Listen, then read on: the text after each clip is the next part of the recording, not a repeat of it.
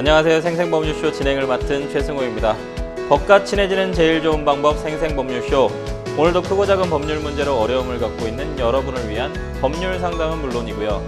세상을 들썩이게 하는 이슈들을 법적으로 풀어보는 시사법률 토크까지 준비되어 있습니다. 법률과 관련해 궁금한 내용이 있으신 분들은 상담전화 02-557-8295번으로 연락주시거나 법률방송 홈페이지 접속 후 법률상담 게시판에 문의 남겨주세요. 그리고 아래 하단으로 보이는 이메일로도 상담 문의 받고 있습니다. 각 분야 전문 변호사가 무료로 성심성의껏 상담해드리니까요. 많은 참여 바라겠습니다. 지금 이 방송은 유튜브를 통해서도 실시간으로 함께 방송되고 있으니까요. 많은 시청 부탁드리고요. 유튜브를 통한 소통 창구도 활짝 열어두겠습니다. 그럼 오늘 도움 주실 변호사님 소개해드리겠습니다. 법무법인 상림의 황용 변호사님 자리하셨습니다. 어서 오십시오. 안녕하세요. 안녕하세요. 황용 변호사입니다. 법률적으로 궁금한 점이 있으신 분들께 성심성의껏 상담해 드리도록 하겠습니다. 네, 변호사님. 오늘도 억울하고 답답한 분들에게 명쾌상쾌 통쾌한 상담, 유익한 상담 해주시길 기대해 보도록 하겠습니다. 생생법률쇼 그럼 오늘 접수된 상담 미리 살펴볼까요? 보험금 지급이 거절됐어요. 결혼식이 무산됐어요. 직장 상사의 괴롭힘. 이웃집 소음 때문에 너무 힘들어요. 라고 이제 다양한 분야의 상담이 접수되었습니다. 잠시 후 변호사님과 함께 속 시원한 해결책 찾아보도록 하겠습니다. 시청자 여러분도 어떤 해결책이 될 수가 될지 계속해서 함께 지켜봐 주시기 바랍니다. 새롭게 돌아온 생생법률쇼 첫 순서는 시청자 여러분이 법과 친해지길 바라면서 법적인 상식을 굵고 짧게 설명해주는 시간, 금요일에는 새롭게 시행되는 법령을 한눈에 쏙 살펴보는 이달의 법령으로 함께합니다. 오늘 첫 번째로 소개할 법령은 농업기계와 촉진법입니다. 우리나라가 보유한 농업기계 총 192만 792대 중에 농가에서 더 이상 사용하지 않는 폐농기계만 14,272대에 달한다고 합니다. 특히 그간 토양오염을 유발하고 농촌의 미관을 해치는 폐농기계 처리에 대한 민원이 끊이질 않았는데요. 이러한 농민들의 불만을 해결하기 위해서 농림축산식품부가 폐농기계를 지자체에서 강제로 처리할 수 있도록 하는 방안을 마련했다고 하니까요. 변호사님, 앞으로 달라지는 내용들 좀 자세히 좀 짚어주시죠. 네, 2020년 기준 우리나라에는 경운기, 트랙터 등 주요 농기계 12종이 총 192만 대 있었습니다. 네. 이 가운데 농가에서 더 이상 사용하지 않는 폐농기계는 약 14,000대에 달했습니다. 네. 특히 폐농기계는 적법한 절차에 따라 폐기되지 않고 농촌이나 도로에 무단으로 방치되는 등 농기계에서 흘러나온 녹물과 폐유 등으로 인해서 농촌 지역의 토양오염을 유발하고 농촌 미관을 해치는 주요 원인으로 지목되어 왔습니다. 이에 농업기계 소유자가 농업기계를 정당한 사유 없이 도로 등에 방치하지 못하도록 하고 지방자치단체의 장이 도로나 타인 토지에 방치된 폐농기계를 강제 처리할 수 있도록 하는 농업기계화 촉진법 개정안이 2024년 6월 21일부터 시행되는데요. 그 구체적 내용은 한 3가지 정도가 있습니다. 네. 첫 번째로 이제 농업기계를 도로나 타인 토지에 방치하는 행위가 금지됨을 명확하게 규정을 하였습니다. 그리고 두 번째로 방치되고 있는 농업기계를 지방자치단체의 장이 강제로 매각 또는 폐기할 수 있도록 하였습니다. 그리고 마지막으로 농업축산식품부 장관 및 시도지사가 폐기 농업기계에 대한 실태조사를 실시할 수 있도록 하는 등 현행 제도의 운영상 나타나는 일부 미비점을 개선 포함하도록 하였습니다. 그러니까 농촌 지역이나 이런 데 가면 사실은 폐농기계들 상당히 많거든요. 네, 맞습니다. 이 법안이 좀 마련이 되면 좀 농촌 미관이 조금 개선될 수도 있을 것 같고 네. 거기 사시는 분들한테도 좀 도움이 될 것 같습니다. 특히나 이제 타인 토지에다가 막 버리고 가시는 분들도 네, 있는데 맞습니다. 지금 변호사님 얘기 들어보니까 그 타인 토지에서도 뭔가 이렇게 제거할 수 있는 법령이 좀 마련된 것 같아서 네. 좀 유용할 것 같습니다. 예. 네. 이어서 살펴볼 법령은 한국마사회법입니다. 현행법상 국내에서 금지되었던 온라인 막건 발매가 6월 21일부터 오늘이죠. 드디어 허용된다고 하는데요. 그간 온라인 막건 판매로 인한 도박 중독과 청소년 경마 참여에 대한 우려로 입법이 늦어졌던 만큼 이를 불식시키기 위한 방안도 함께 마련됐다고 하니까요. 변호사님, 개정 내용 구체적으로 좀 짚어주시죠. 네, 그 한국마사회법이 2023년 6월 20일 개정되어 가지고 예. 올해 24년 6월 21일부터 이제 시행되었습니다. 이제 첫 번째로 시대에 맞게 온라인 막공 발매가 허용되었습니다. 이번 개정 한국마사회법에 의해서 경마장 및 장애 발매소 이외의 장소에서도 정보통신망을 이용해서 전자적 형태의 막공 발매가 가능하게 되었습니다. 과거 코로나19 때문에 경마 중단이 장기화되게 되자 2020년 8월 말 기준으로 매출 손실액이 약 4조 원에 이르렀었는데요. 그리하여 경마 사업이 종사단체로 구성된 축산경마사업 비상대책위원회에서는 온라인 막공 도입이 필요하다는 의견이 지속적으로 제기되었습니다. 이에 온라인 발매를 허용을 주요 내용으로 하는 한국마사회법이 개정안이 시행되게 된 것입니다. 이 같은 온라인 막공이 정식으로 출범하게 되자 이와 관련하여 차세대 전자카드 서비스에 마이크로 서비스 구조와 클라우드 컨테이너 기술이 적용될 방침이고 개인정보보호법 위반을 사전 방지하고 개인정보 처리 안정 확보를 위해서 점검도 같이 시행될 예정입니다. 그 두 번째로 온라인 막공의 경우에는 21세부터 구입이 가능하도록 하여가지고 진입 제한 연령을 제한하였습니다. 그리고 세 번째로 온라인 베팅액을 회당 5만 원으로 제한을 하여서 과몰입을 방지하는 장치를 전제로 하고 있습니다. 또한 이제 네 번째로 생체 인식 가입 등 100% 실명제가 도입이 되고 5번을 베팅을 하면은 한 번은 의무적으로 쉬는 강제 휴식 제도가 도입이 되어서 역시 이제 과몰입을 방지하는 보안 장치 제도를 이제 정비를 하였습니다. 그리고 이제 마지막으로 불법 경마 대응 체계도 마련이 되었는데요. 그 구체적 내용은 불법 사이트 자동 탐지 시스템의 고도화, 그리고 불법 경마 집중 단속 기간을 운영하도록 하는 방안, 온라인 막공 발매 이용 및 불법 동향 모니터링을 강화하고 마지막으로 온라인 불법 콘텐츠를 차단을 확대하는 방안이 마련되었습니다. 네, 그렇군요. 사실은 온라인으로 하는 이 경마, 사실은 과거에 이제 불법적인 부분으로 해서 사설 경마장 이렇게 해서 좀 문제가 많이 됐었는데 이걸 아예 정부에서 도입을 한 것 같아요. 네. 근데 이제 코로나 때 매출 손실 때문에 조금 약간 도입을 한 것 같은데 사실 운영을 상당히 좀 잘해야 될 것 같긴 합니다. 네, 맞습니다. 특히나 이게 물론 나이 제한도 있고 회당 5만 원으로 제한하고 뭐 5번 배팅하면 한 번 안 하게 하고 이렇게 할 수는 있고 실명제도 도입하고요. 이런 부분들이 좀 의미는 있는데 사실은 이 청소년들이나 혹은 아니면 도박 중독 이런 쪽이 사회적인 문제가 상당히 많이 되다 보니까 그리고 이제 불법 토토나 마찬가지 스포츠나 이런 부분들도 사실은 해외에서 뭔가 운영하는 부분들이 있어서 어느 정도까지 이게 확대될지 이 부분 좀 귀추가 좀 주목이 된다고 좀 볼 수 있고 당연히 뭐 법을 만들었으니까 그 이후에 또 개정하면서 또 발 맞춰 가겠지만 뭔가 좀 우려되는 부분도 좀 없지 않아 있는 것 같습니다. 마지막으로 살펴볼 법령은 수산생물질병관리법입니다. 전염병을 보유한 수산종자가 자연에 방류될 경우에는 대량 폐사 등 수산생물에 다양한 피해를 유발할 수 있는데요. 이를 예방하기 위해서 해양수산부는 수산생물 질병의 사전 예방 체계를 더욱더 강화할 예정이라고 합니다. 사전에 전염병 유무를 검사하여 불검출 판정을 받은 수산종자에 한해서만 방류를 허용하는 등 구체적인 방안을 마련했다고 하는데요. 변호사님, 이 수산생물질병관리법 구체적인 내용들 하나씩 좀 짚어주시죠. 네, 그 이제 수산생물질병관리법에 대해서도 이제 2023년 6월 20일 날 일부 개정되어서 이제 올해 24년 6월 21일부터 이제 시행되었습니다. 이제 수산 종사자를 대상으로 하는 전염병 검사를 시군 대상 사업뿐만 아니라 민간에서도 직접 방류를 진행하는 경우에도 지원을 하고 있습니다. 그리하여 민간 양식장에도 신청 시 무상으로 검사를 받을 수 있는데요. 이때 바이러스성 출혈성 폐혈증 혹은 이제 환반 전병 등 바이러스 질병 총 이제 16종목 항목을 대상으로 유전자 증폭 검사를 실시해서 전염병 유무를 검사하고 있으며 이처럼 사전에 전염병 유무를 검사해서 불검출 판정을 받은 수산 종사에 한해서만 방류를 허용하도록 하고 있습니다. 이제 첫 번째로 수산생물 질병의 발생을 예방하고 확산을 방지하도록 하는 기능을 강화하기 위해서 시군 자치구에 수산생물 방역관을 둘 수 있도록 하는 내용을 규정을 하였습니다. 두 번째로 수출을 목적으로 하는 수산생물 또는 그 생산물을 양식 가공 또는 보관하는 시설을 운영하는 자가 수출 상대국으로부터 협약의 내용 등을 준수하는지에 대해서 행정기관의 확인을 받을 것을 요구받는 경우에는 해당 시설을 해양수산부 장관에게 등록할 수 있도록 하였습니다. 그리고 세 번째로 해양수산부 장관이 수출 수산생물 질병관리 기준 준수 여부를 확인 점검할 수 있도록 하여서 수산생물 또는 그 생산물을 수출을 지원하는 내용을 규정을 하였습니다.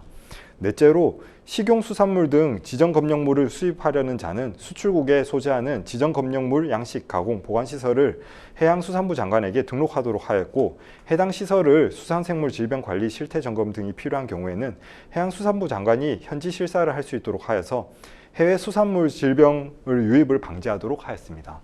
그리고 다섯 번째로 수산질병관리사도 전자처방전을 발급할 수 있도록 관련 규정을 보완하였습니다. 마지막으로 진료부 및 검안부 또한 이제 전자적 방법으로 작성 보관할 수 있도록 하였는데요. 현행 제도의 운영상 나타난 일부 미비점을 개선 보완한 것으로 보입니다. 네, 상당히 좀 의미 있는 법령 개정인 것 같아요. 그래서 수산생물 방역관을 좀 지자체에다가 두고, 그 다음에 이제 수출하는 수산생물이나 혹은 수입하는 수산생물의 전염병이 전염병이 한 번 들어오면 외국 전염병 같은 경우 빨리빨리 또 퍼지고, 네, 맞습니다. 우리나라 또 전염병이 또 외국에 가면 또 빨리빨리 퍼지는 그런 좀 단점들이 있잖아요. 그런 부분들이 있으니까 그런 부분들에 대한 좀 방지, 그다음에 이제 폐사 방지 이런 부분에서는 생태계에 상당히 큰 도움이 좀 될 것 같습니다. 네. 지금까지 새롭게 시행되는 법률을 살펴보는 이달의 법령 함께했습니다. 여러분은 지금 생생법률쇼와 함께하고 계십니다. 어렵고 복잡한 법률 문제로 고민하고 계신가요? 그렇다면 생생법률쇼가 도와드리겠습니다. 생생법률쇼에선 민사, 형사, 가사 등 각 분야 전문 변호사들이 매년 800여 건의 법률 문제를 속 시원하게 해결해드리고 있는데요. 그럼 무료로 법률 상담을 받을 수 있는 3가지 방법, 지금부터 소개합니다. 첫째, 02-557-8295번으로 전화해 법률 상담 신청을 한다. 둘째, 법률방송 홈페이지에 접속해 법률 상담 게시판에 사연을 올린다. 셋째, 지금 화면에 나오고 있는 이메일 주소로 사연과 연락처를 보낸다. 속 시원한 법률 상담 프로그램 생생법률쇼, 지금 바로 상담 신청하세요.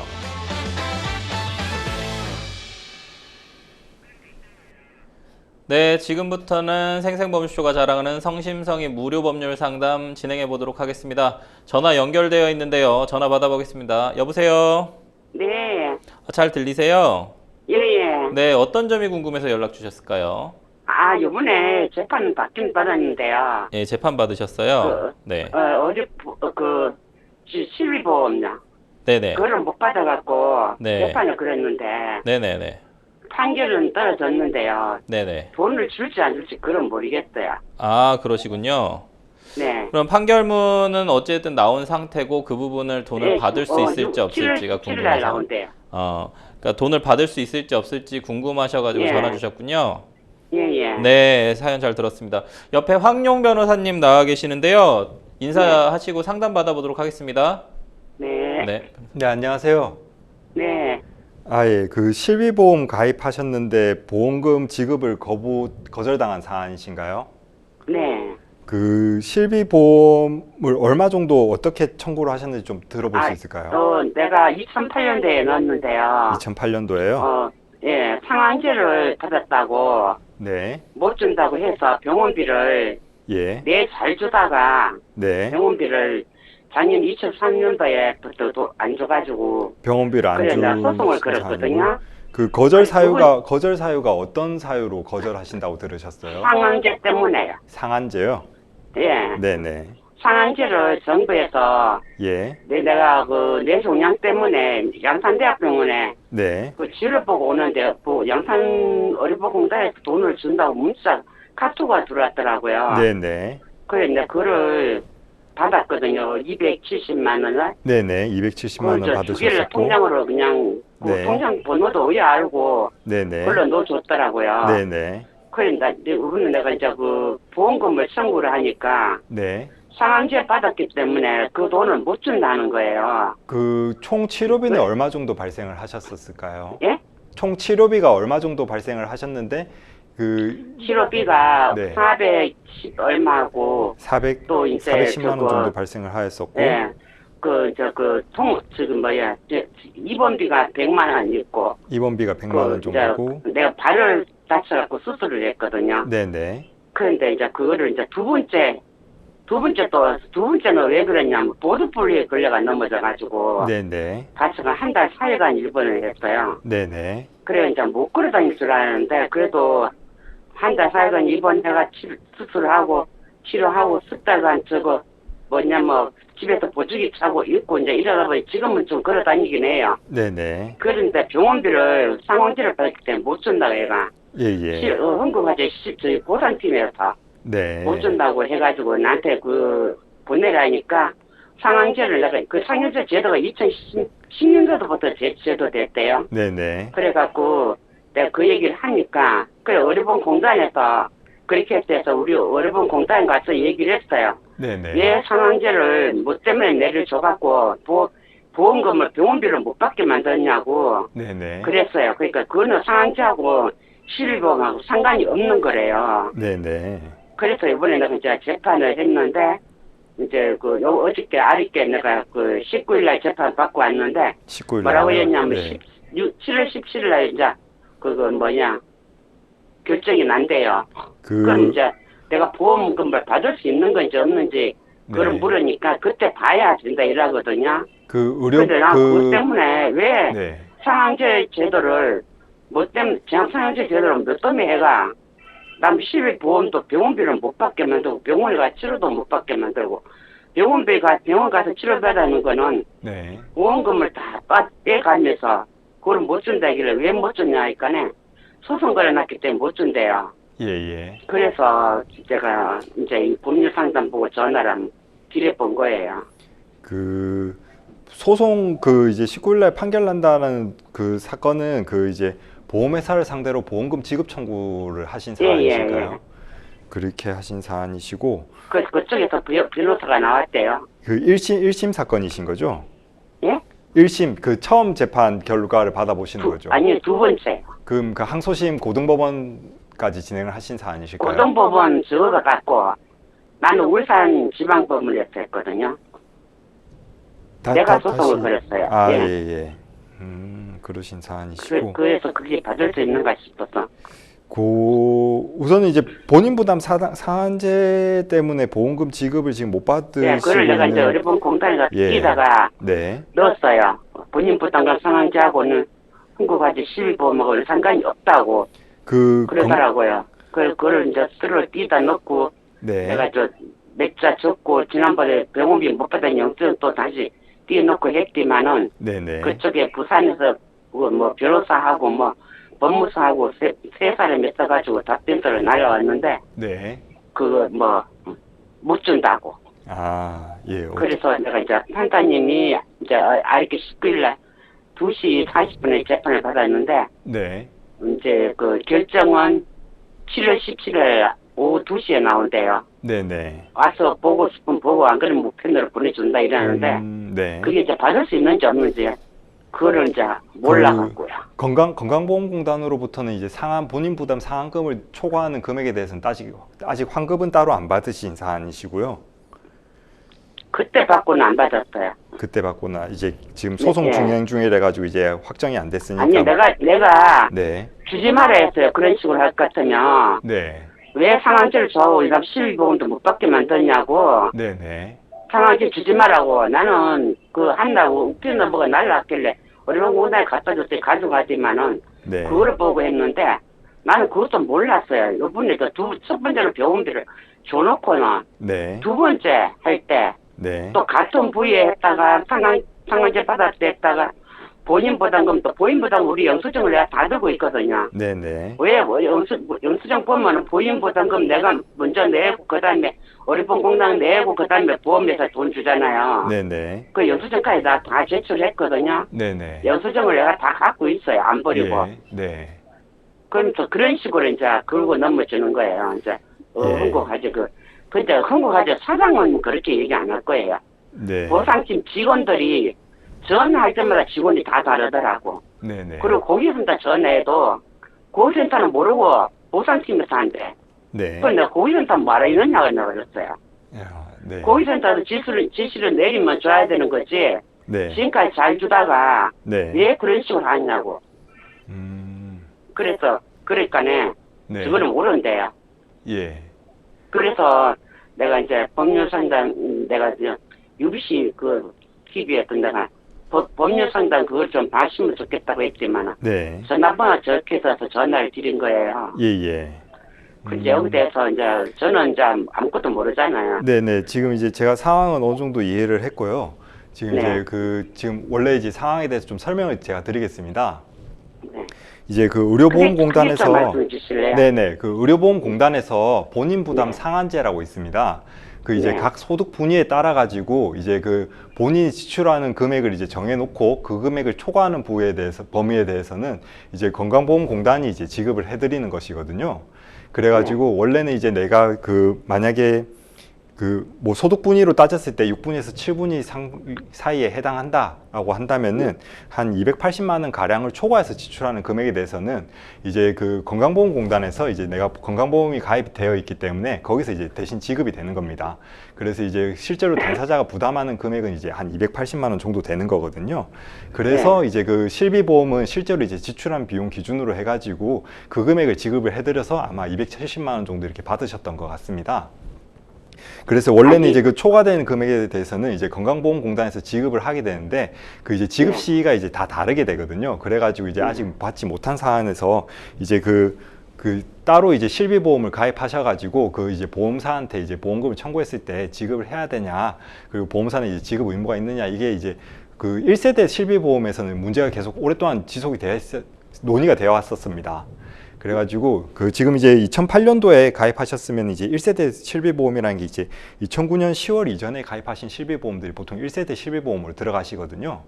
근데 이제 그 당시에는 이제 그 본인 부담 상한제에 대해서 이제 어떻게 처리할 것인가에 대해서 이제 논의가 있었어 가지고 네네 맞습니다. 의료보험공단에서 예. 그거하고는 상관이 없대요. 네네. 그 근데 전에 이제 이쪽이 제도된 것이 예. 2016년도부터 제도됐대요. 네네. 그 왜 그랬냐고 그러니까 실비보험 못 내는 사람들 때문에 네네. 그래서 그랬대. 그럼 그 사람들 해주면 되는 거지. 네. 잘 내고 있는 사람한테 이런 식으로 왜 하냐고 예예. 내가 그랬어요. 그랬더니 지금 그럼 뭐 그걸 아무 상관이 의료보험 홍보과자하고 의료보험공단하고 그 실비보험하고 상관이 없다는 네네. 내역을 써달라 해서 내가 받았어요.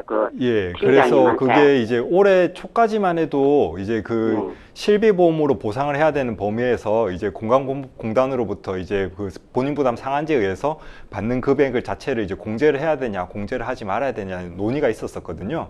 근데 이제 2024년 2월경에 그 대법원 판례가 지금 하나 나왔습니다. 네. 그게 이제 결국은 이제 보험사가 이제 손을 들어줘가지고 보험사에서 이제 부담을 초과하는 부분에 대해서는 지급 의무가 없다라고 나왔어요. 이게 이제 소액 사건이긴 했었지만은 1심에서는 이제 보험사 편을 들어줬다가 2심에서는 고객 편을 손 들어줬다가 다시 이제 대법원에서는 이제 보험사 편을 이제 손을 들어준 취지로 해서 이제 파기환송이 되었는데 이게 이제 본인이 실제로 지출한 금액이 아니기 때문에 사실상 이제 실비보험에서 이제 부담을 하지 않아도 된다라는 취지로 지금 이제 판례가 하나 나온 게 있어가지고 만약 그 판례 취지로 간다고 한다면은 이게 이제 지금 6월달에 이제 그 예정되어 있는 선고 자체도 이제 인정이 안 될 가능성도 좀 있을 것 같습니다. 왜냐하면 이게 아니, 내 얘기는 뭐냐면요. 네. 그게 그럴 것 같으면 뭐 실비보험은 넣을 필요가 없잖아요. 예예. 실비보험은 넣어놓고는 의료공단들을 돈 받고 예예. 또 실비보험회사에는 우리 그거대로 또 돈 주고 하는데 그것을 왜냐하면 상제를 내가 왜 주냐고 물었거든요. 네네. 내가 병원 생활을 좀 많이 했어요. 지금 실비보험에서는 내 뜸을 더금 말봐요. 내가 머리 MRI 한번 찍으면 네네. 130만 원 나오는데 예예. 해운대 백분에서 찍었을 때는 네. 이제 처음에는 100만 원 나왔는데 네. 이제 저작년에 내가 2023년도, 22년도에 가서 찍었을 때는 네네. 13만 얼마가 나왔어요. 네네. 그럼 그것만 해도 그걸 본 거요. 한국화재 실비에서는.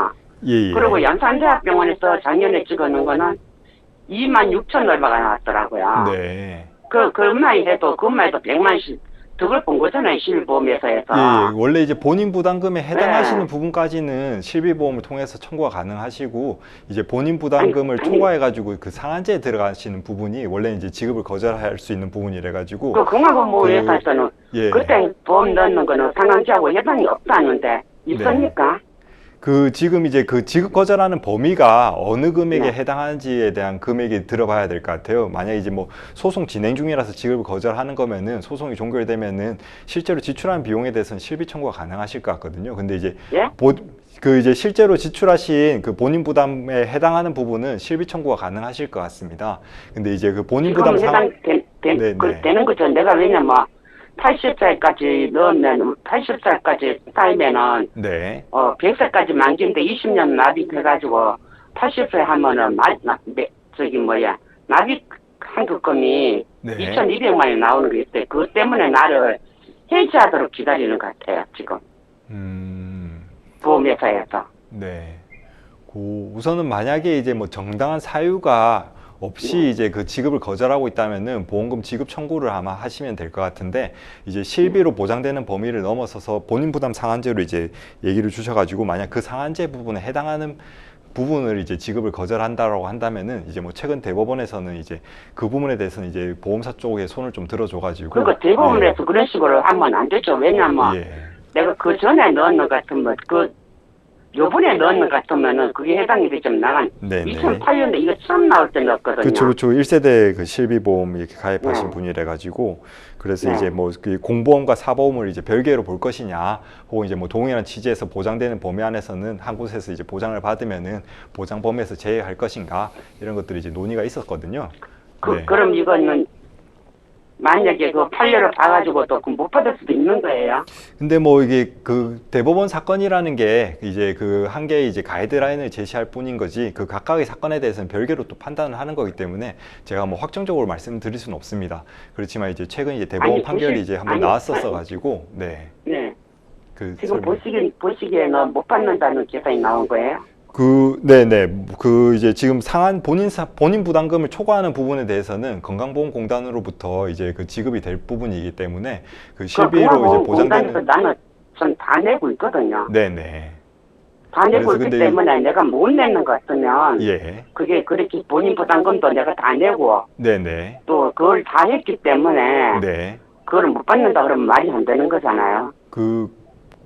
원래 공단에서 처음에 상담 주실 때 공단에서 지급을 한다고 했는데 내가 그렇게 그 이제 지급을 받을 필요가 없다라고 이렇게 얘기를 했다는 그 부분을 좀 제가 좀 더 들어봐야 될 것 같은데. 아니 그거는 네. 이제 요번에 네. 상한제 때문에 보험금을 안 준다 해서 네네. 그러면 상한제 때문에 보험금을 안 준다 하니까 네. 그 상한제 지금 또 다음 달에 또 뭐 언제 또 나온다 하더라고요. 네네. 그러길래 내가 상한제 주지 말아 했거든요. 나는 실비보험을 받아야 되는 거니까 네. 나는 어려운 공단에 상한제 주는 거는 나는 안 받고 싶다. 네. 근데 그렇게 거기서 이제 얘기했어요. 원래는 건강보험공단에서 이제 보장을 해주겠다라고 하는 부분인 거잖아요. 그건 진짜 그 사람들이 나를 왜냐면 이제 혼자 있고 일을 하니까 이제 나이도 있고 이러니까 그걸 이제 제도를 해서 준 거예요. 그리고 예. 이거 실비보험하고는 아무 상관이 없대요. 어려운 공단에서는. 네. 실비보험하고 나하고 어려운 공단하고 내가 상한제 받는 거하고는 아무 상관이 없대요. 그러니까 그래서 내가 그거를 네. 답변서를 받아다가 법원에다가 제출했거든요. 네. 그 어려운공단 팀장님한테 네네. 그러면 실비보험하고 상한제하고 해당이 없다는 거를 내가 써달라 했거든요. 네. 그러니까 나중에 안 써줄라 하지만은 써줘야 맞는 거 아니냐고 안 되면 아니면 그래도 왜 그거를 갖다가 상한제를 줘가지고 남 실비보험을 못 받게 만드냐고 내가 네. 그래서 따지니까 그걸 써주더라고요. 써줘서 내가 법원에 냈어요. 예. 근데 판사님이 뭐 오늘 보고 네. 판결을 내렸거든요. 예. 내렸는데 이제 돈이 이제 지급이 되는지 안 되는지 그거는 이제 몰라서 지금 물어보는 거예요. 네, 뭐 한번 뭐 판결이라든가 소송 내용을 아마 봐야 되겠지만은 네, 이제 뭐 지급을 이제 또 지급을 하신다고 했는데 만약에 거절을 안 되면 하셨다고 왜 되는 거예요? 하셔가지고 네. 만약에 안 주면 네. 판결이 상한제 때문에 네. 돈을 못 주겠다 그러면 어떻게 되는 거예요?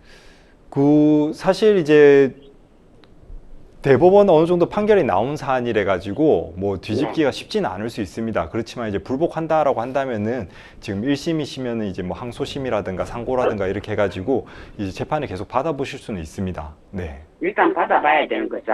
네네. 그 받아보고 만약에 안 된다 그러면 어떻게 되는 거예요? 나는 그거 알고 싶어요. 그 판결로서 이제 지급이 할 수 없다라고 네. 나온다면은 이제 못 받는 겁니다. 네. 그러면 그 대한민국 법은 그럼 누굴 위해서 보험회사를 위해서 있는 거예요? 국민들을 위해서 있는 거예요? 상담자님. 네. 네. 네, 저희가 전화 네. 시간 관계상 상담을 네. 또 계속 이어갈 수는 없을 것 같고요. 지금 혹시 네. 1심 진행 중이세요? 아니면 2심 진행 중이세요? 아까 얘기 들어보니까는 2심이라고 하시는데 네, 2심 판결문 나올 때까지 기다리는 거예요. 지금 1심이시죠? 아니 2심이에요. 그러면은 1심 결과가 나오셨었어요? 예. 1심 결과가 1심은 네. 다시 재판 받는다고 해가 네. 그래가지고 4월 22일 날 재판 처음에 받고 1심 받고 아, 그러니까 1심 예, 그 다음에 지금 2심은 5월 20 네, 상담자님. 5월 19일 상담자님, 예. 그게 1심, 2심이 아니고 첫 번째 변론기라고 두 번째 변론기 이렇게 날짜 출석하신 날짜하고 지금 저희가 얘기하는 1심, 2심을 좀 착각하시는 것 같아요. 그래서 네. 아직 뭐 보험사가 우리 상담자님한테 얼마를 지급하라거나 혹은 아니면 뭐 원고 청구가 기각됐다거나 이런 판결을 받아보신 적은 없으신 거죠? 예, 예, 예. 네, 그래서 7월 아까 이제 조금 있으면 7월 17일에 결정이 난다고 했으니까요. 네. 그게 판결 선고 기일이거든요. 그래서 이제 네. 선고 기일 날 보내준대요. 답변. 네, 이게 민사 소송이다 보니까 직접 가셔도 되고 직접 안 가시면은 뭐 한 일주일 안에 어쨌든 판결문이 송달이 되거든요. 그래서 네, 판결문 받아보시고 또 의문 네. 나는 점 있으시면 좀 저희한테 다시 뭐 연락을 주시거나 가까운 변호사 사무실 가셔서 좀 문의를 해보시면 더 좋을 것 같고요. 변호사하고는 상관이 없다던데. 아, 그래도 어쨌든 소송을 진행을 하시는 분이 필요하니까요. 조력을 해주실 분이 필요하니까요. 지금 혹시 1심에서 변호사 선임하셨어요? 아니요. 아, 변호사 선임 안 하고 직접 그 글 네. 쓰셔가지고 소송하신 거예요? 법무사에서 아, 글을 갔어요. 법무사 통해가지고 하셨어요? 예, 예. 그래서 소송 결과를 좀 받아보시고 만약에 네. 좀 억울하신 부분이 있거나 만약에 좀 판결 결과가 좀 마음에 안 드신다고 하시면 가까운 네. 변호사 사무실 가셔가지고 좀 상담을 좀 더 받으시면 더 좋을 것 같습니다. 아, 난 마음에 들고 안 들고 아니야. 네. 나는 병원비만 다 받으면 돼. 네, 그러니까요. 그 부분이 만약에 안 그거를- 나오게 되면 상담자님 네. 그 부분이 잘 안 나오게 되면 어쨌든 네. 가까운 변호사 사무실 가셔가지고 법률 전문가의 조력을 좀 받으실 필요가 있어 보여서 제가 말씀드리는 거거든요. 네.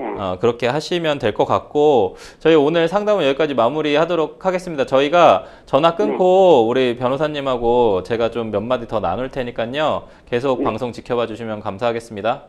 네, 고맙습니다. 네, 전화 주셔서 감사합니다. 네.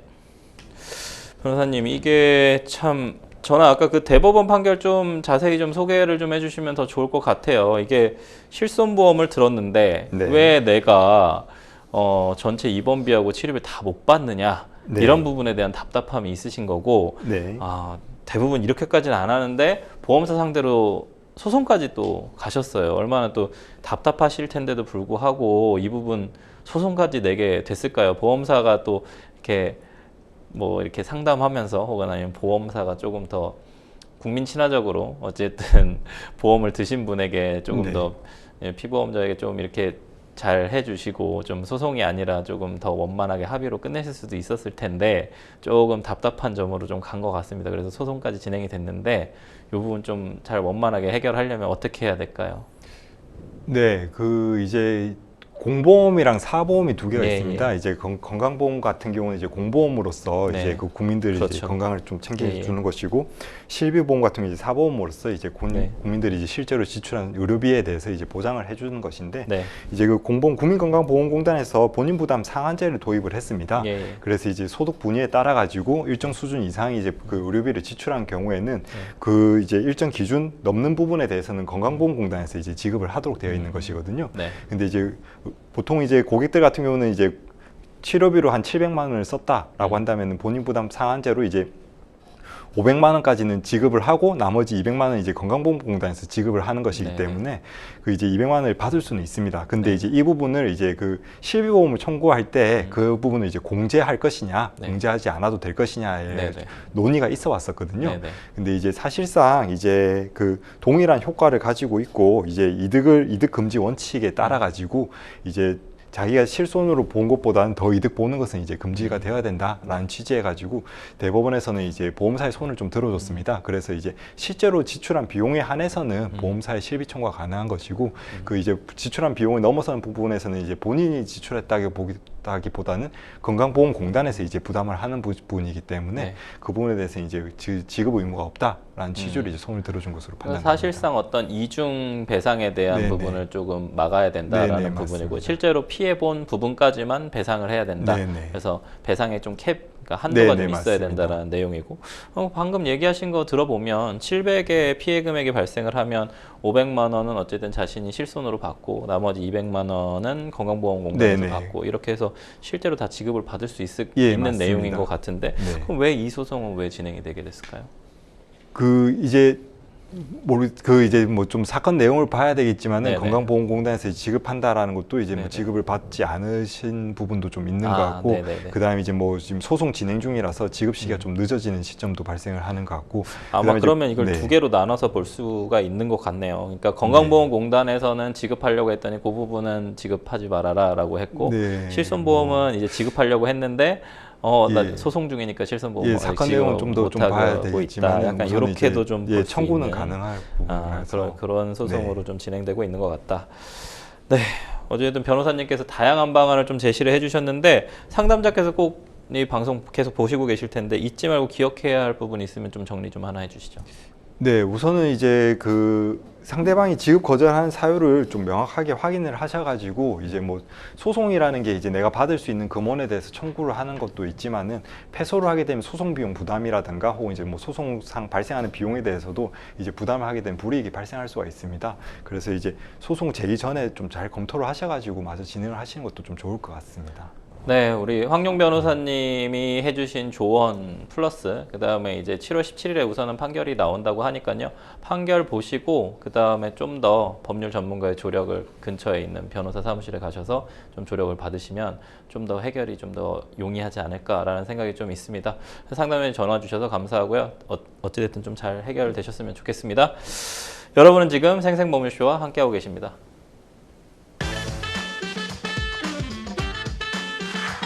어렵고 복잡한 법률 문제로 고민하고 계신가요? 그렇다면 생생법률쇼가 도와드리겠습니다. 생생법률쇼에선 민사, 형사, 가사 등 각 분야 전문 변호사들이 매년 800여 건의 법률 문제를 속 시원하게 해결해드리고 있는데요. 그럼 무료로 법률 상담을 받을 수 있는 3가지 방법 지금부터 소개합니다. 첫째, 02-557-8295번으로 전화해 법률 상담 신청을 한다. 둘째, 법률방송 홈페이지에 접속해 법률 상담 게시판에 사연을 올린다. 셋째, 지금 화면에 나오고 있는 이메일 주소로 사연과 연락처를 보낸다. 속 시원한 법률 상담 프로그램 생생법률쇼. 지금 바로 상담 신청하세요.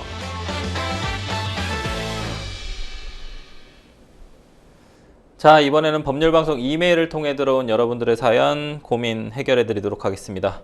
어떤 내용인지 좀 보실까요? 지난 5월 서울의 한 예식장에서 남자친구와 드디어 부부로서 연을 맺게 됐습니다. 결혼식을 앞두고 떨리는 마음으로 신부 대기실에 앉아있던 저는 갑자기 밖에서 큰 소리가 들려 소스라치게 놀랐는데요. 곧이어 화가 잔뜩 나 보이는 신랑의 누나들이 들어오더니 다짜고짜 제 뺨을 때리는 겁니다. 그리고는 아버님은 예식장 안으로 들어가 다수의 하객들이 보는 앞에서 고성을 지르며 물건을 던지기도 했는데요. 사실 연애 시절부터 시댁 식구들이 저와 남자친구와의 교제를 극구 반대했었습니다. 그럼에도 저희는 관계는 너무나 굳건했고 결국 저희 쪽 부모님만 참석한 채로 결혼식을 강행하기로 했는데요.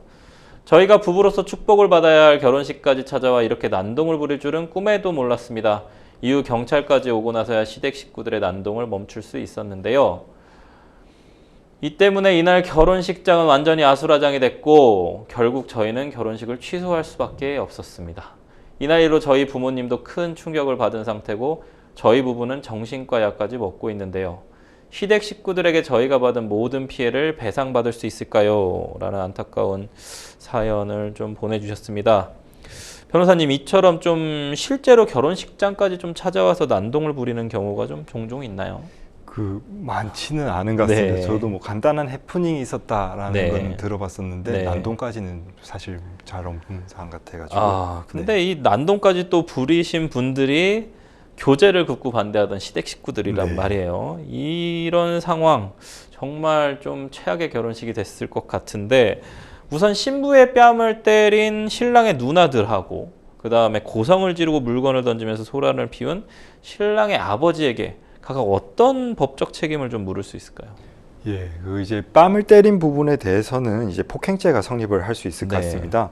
그리고 이제 고성을 지르고 물건을 던지면서 소란을 피운 경우에는 만약에 사람에게 맞았다고 한다면은 이제 폭행죄가 또한 이제 청구가 발생이 가능할 것 같고 민사상 이제 불법행위에 대한 손해배상도 가능할 것 같습니다.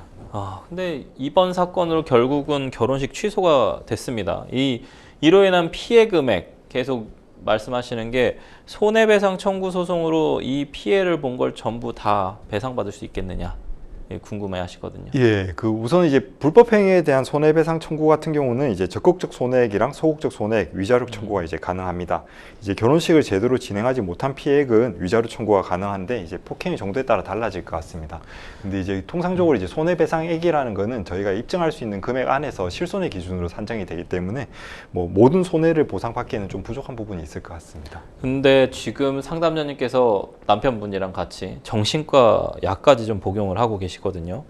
위자료 어느 정도 만약에 심각하다면 얼마까지 인정받을 수 있을까요? 사실 이제 위자료 부분은 정말로 그냥 정신적으로 회복을 하기 힘든 트라우마 정도이기 때문에 이제 네. 뭐 사실 보상이 많이 측정되는 게 타당하지 네. 않나라고 생각을 할 수 있지만은 네네. 법원에서는 통상적으로 이제 폭행죄 같은 것에 대해서 위자료 같은 경우는 한 100에서 200만 원 정도 그 정도 수준으로 책정되고 있습니다. 사안에 따라서 사실은 위자료 그 부분이 사실 어떤 분은 인생을 좀 잃어버리는 분들도 계시거든요. 뭐 네. 성범죄 피해자가 됐다거나 뭐 여러 상황들에서 위자료가 조금 더 폭넓게 인정됐으면 좋겠어요. 지금 네. 너무 이제 뭐 1,000만 원 이하로 딱 이렇게 뭐 네네. 한정되어 있는 부분들이 사실은 조금 저도 법조인이지만 좀 부당하다라고 생각을 하는데 법원에서 위자료의 인정 범위를 조금 더 넓혔으면 좋겠다라는 생각은 좀 합니다. 상담자님 부모님도 적잖은 충격을 좀 받으셨거든요. 네. 이쪽 우리 이제 가족들도 정신적 뭐 피해 보상 신청할 수 있을까요? 아무래도 이제 위자료 청구 자체는 본인을 기준으로 하는 것이기 때문에 이제 네. 본인이 이제 충격을 받았다라는 네. 것을 얘기를 한다면은 네. 뭐 이제 법리상은 가능할 것 같습니다. 근데 이제 네. 사안으로 봤을 때 신랑 측 부모님은 이제 직접 난동을 직접 당한 당사자가 아니래 가지고 아마 이제 인정이 안 될 가능성도 좀 높을 것 같습니다. 만약에 그게 또 인정된다라고 하면 하객들 네, 전부 네, 다가 맞습니다. 사실은 또 네. 위자료 청구를 하게 되는 상황이 발생을 할 수 있으니까요. 예식장 물건들이 만약에 파손됐다면 당연히 예식장에서도 문제를 삼을 수 있겠죠. 네, 맞습니다. 이제 예식장 차원에서는 이제 손괴죄 성립이 또 가능할 것 같습니다. 손괴죄 같은 경우는 이제 3년 이하의 징역 또는 700만 원 이하의 벌금이 가능해지는데요. 그리고 예식장 같은 경우는 이제 예식 업무를 진행하는 것이기 때문에 업무방해죄도 성립이 가능할 것 같습니다. 상담자님은 언젠가는 당연히 사랑하니까 지금도 계속 뭐 살고 계실 것 같은데 또 결혼식을 올리셔야 할 것 같습니다. 취소가 네네. 결국은 됐으니까요. 또다시 이런 일이 발생하지 않도록 사전에 좀 예방하는 것이 좀 필요해 보이는데 시댁 식구들한테 접근금지 가처분 신청을 좀 할 수 있을까요?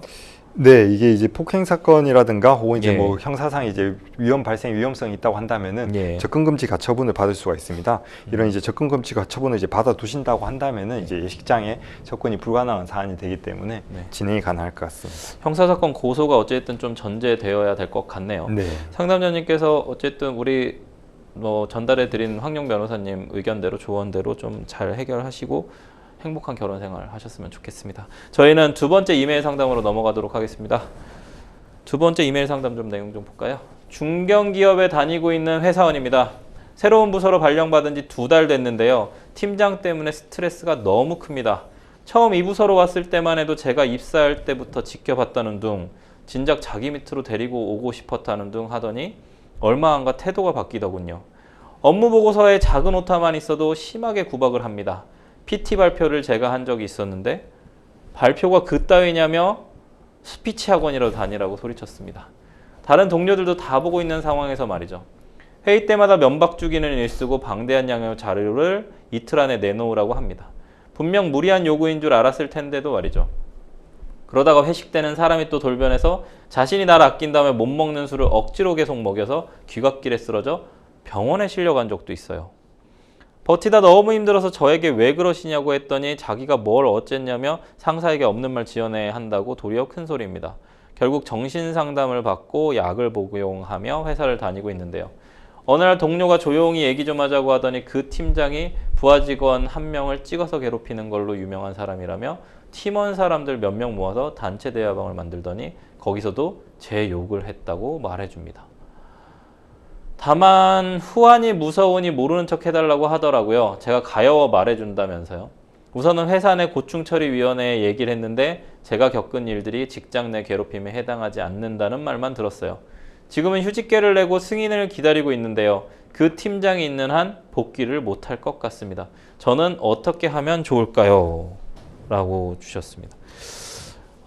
많이들 알고 계실 텐데 직장 내 괴롭힘 금지법 시행된 지 벌써 5년이 가까이 됐는데요. 변호사님 어떤 내용인지 좀 간단히 설명 좀 해주시죠. 네, 그 이제 직장 내 괴롭힘은 사용자 또는 근로자가 직장 내의 지위 또는 관계 등의 우위를 이용해서 업무상 적정 범위를 넘어서 가지고 다른 근로자에게 신체적, 정신적 고통을 주거나 근무 환경을 약화시키는 행위로 정의되고 있습니다. 직장 내 괴롭힘 금지법은 직장 내 괴롭힘 발생 시 조치 의무를 규정하고 있고 취업 규칙에서 직장 내 괴롭힘 예방 및 조치 사항을 필수 기재하도록 하는 내용을 규제하고 있습니다. 아니 근데 회사 내 고충처리위원회에서 이게 직장 내 괴롭힘이 안 된다라는 식으로 또 얘기를 했다는데 네. 변호사님 들어보시니까 이거 어떠세요? 이 상사의 행동들 충분히 직장 내 괴롭힘에 해당한다고 보시나요? 네, 그 이제 지금 말씀 주신 사안 예. 같은 경우는 충분히 좀 해당할 수 있는 사안 같습니다. 그렇죠. 요건 약간 좀 사례별로 좀 짚어주죠. 직장 내 괴롭힘이 좀 많이 좀 네. 이렇게 문제되는 사안을요. 그 이제 폭언, 욕설, 험담 등의 언어적 행위를 하거나 네. 업무적과 무관한 행위를 반복 지시 또는 이제 과도한 업무 부여를 한다든가 네. 이제 집단 따돌림 등이 대표적 직장 괴롭힘 사안에 해당하고 있습니다. 이 사안에서는 방대한 양의 자료를 2일 안에 제출하도록 하거나 단체 카카오방에서 이제 험담을 한다든가 억지로 이제 술을 많이 먹이는 등의 행위 등이 이제 있었는데 모두 다 이제 직장 내 괴롭힘 사안에 해당할 수 있습니다. 사실 이로 인해서 좀 극단적인 선택을 하는 경우들도 상당히 많지 네. 않습니까? 그때 회사 고충처리위원회가 이거를 직장 내 괴롭힘이 해당되지 않는다고 해서 뭐 힘든 상황까지 갈 수도 있을 것 같습니다. 복직도 네네. 못하고 있는 상황이고 만약 이렇게 회사 내부에서 뭔가 해결이 안 되면 뭔가 이 상담자님께서 해결하실 수 있는 방법이 또 없을까요? 예, 이제 법적 조치를 취하는 방법밖에 없을 것 같습니다. 이제 네. 회사 내부에서 해결되지 않는 경우에는 이제 민형사상 소송을 진행할 수 있는 방법이 있습니다. 네. 이제 폭언 등에 대해서는 모욕죄 등으로 형사 고소가 가능하고 네. 이와 관련해서도 이제 민사상 이제 손해배상 청구도 가능하실 수 있을 것 같습니다. 그 단체방에서 이렇게 한 거는 뭐 정보통신망법 네, 위반에 뭐 허위사실 유포나 이런 거 네. 할 수 있겠죠. 명예훼손죄. 그래서 만약에 소규모 회사 같은 경우에 고충처리위원회가 없는 것들도 있을 텐데 그럴 때는 또 방금 같은 그런 민형사 조치해야 되나요? 예, 맞습니다. 그 이제 고충처리위원회가 없는 경우에는 네. 지방고용노동관서에 신고가 가능합니다. 이제 네. 폭행, 명예훼손 등 형사범죄가 있는 경우에는 이제 경찰서에서도 신고가 추가로 가능할 것 같습니다. 그러니까 경찰서하고 지방고용노동관서, 네, 그러니까 맞습니다. 고용노동부에 좀 신고를 할 수가 있다. 앞서 좀 직장 내 괴롭힘 금지법에 대해서 좀 알아봤는데요. 법이 시행되면 누구든지 좀 괴롭힘 발생 사실을 신고 가능하게 좀 되었습니다만 여전히 직장 내 갑질을 겪는 경우가 좀 많아요. 네. 직장 내 괴롭힘 금지법이 제대로 된 역할을 좀 못하고 있는 걸까요? 좀 제도적 보완책이 좀 필요하다고 보시나요? 네, 그 이제 실무에서 직장 내 괴롭힘은 사업주에게 조사 의무가 부과되어 있어서 정확한 네. 판단 근거가 좀 미미한 편입니다. 네네. 이로 인해 가지고 회사 내부 고충처리위원회가 적극적으로 조사를 진행하기보다는 통상 직장 내 괴롭힘은 아니라고 판단하거나 혹은 이제 피해를 당한 근로자들을 달래주는 정도의 선에서 마무리하는 경우가 종종 발생하고 있습니다. 이제 회사 내 고충처리위원회가 직장 내 괴롭힘 판단을 보다 잘 판단할 수 있도록 제도 보완이 좀 필요할 것 같습니다. 상담자님 지금 정신과 상담도 좀 받고 있고 약도 복용하고 있다고 하는데 많이 괴로우신 상황 같습니다. 일단 휴직계 내고 좀 기다리는 중이라고 했는데 앞으로 어떻게 대처를 해야 될지 좀 짧게 좀 정리 좀 해주시죠. 네, 그 이제 실무에서 직장 내 괴롭힘의 경우 스트레스가 상당히 심할 수 있습니다. 사안의 경우 이제 고충처리위원회가 직장 내 괴롭힘이 아니라고 판단을 하였는데 지방고용노동관서 노동부에다가 신고를 하시고 그다음에 이제 민형사상 증거를 좀 수집하셔가지고 대처를 하시는 게 좋을 것 같습니다. 네, 생생법률쇼 많은 분들의 상담 전화가 걸려오고 있는데요. 도움이 필요한 분들은 주저하지 마시고 연락 주십시오. 법률 상담 참여 방법 다시 한번 알려드리겠습니다. 상담 전화 02-557-8295번으로 연락 주시거나 법률방송 홈페이지에 접속 후 법률 상담 게시판에 문의 남겨주십시오. 오늘 함께 해주신 황용 변호사님 감사합니다. 감사합니다. 시청자 여러분, 오늘 순서는 여기까지입니다. 시청해 주셔서 감사합니다.